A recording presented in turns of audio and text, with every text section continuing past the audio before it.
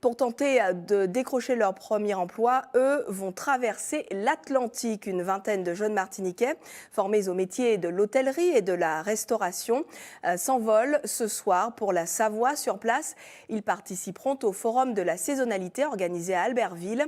À la clé, peut-être un poste dans une station de ski durant la saison hivernale. Thibaut Séalic a rencontré deux d'entre eux à la veille du grand départ. Regardez. Demain, c'est le grand départ pour la Savoie. Dans la valise de Johanna, pas de ski ni de luge, mais le kit de la parfaite chercheuse d'emploi. J'ai pris mes chaussures pour les entretiens, une jupe, une petite jupe, un pantalon et puis une petite veste que je n'ai pas trouvée en noir, donc j'ai pris en blanc. Donc du coup, tout ça, ça va me servir pour faire bonne impression. Faire bonne impression dans l'espoir de décrocher un contrat de travail pour la saison hivernale. Titulaire d'un bac pro hôtellerie-restauration, Johanna sera directement confrontée au monde professionnel.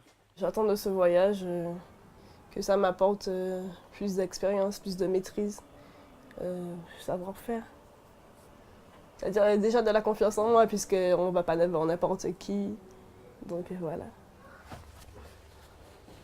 Surtout les chaussures, il ne faut pas les oublier, la toque, t'as tout pris? Mais oui, c'est dedans. J'apprends des vêtements chauds. Un travail ou un contrat d'alternance, Nicolas en cherche depuis la fin de ses études, il y a plus d'un an. Des CV et des lettres de motivation, il en a envoyé des dizaines, sans résultat. Tous les restaurants, les hôtels, je trouve qu'ils ferment, ils coulent. Il y a tous ces petits problèmes techniques. Donc pour moi, je trouve que c'est un problème grave. J'arrive pas à trouver du boulot ici et c'est franchement compliqué. Compliqué financièrement, lui qui souhaite poursuivre ses études. Mais dans cette bataille qu'est la recherche d'emploi, difficile aussi de garder le moral. Ça m'abat, ça me décourage.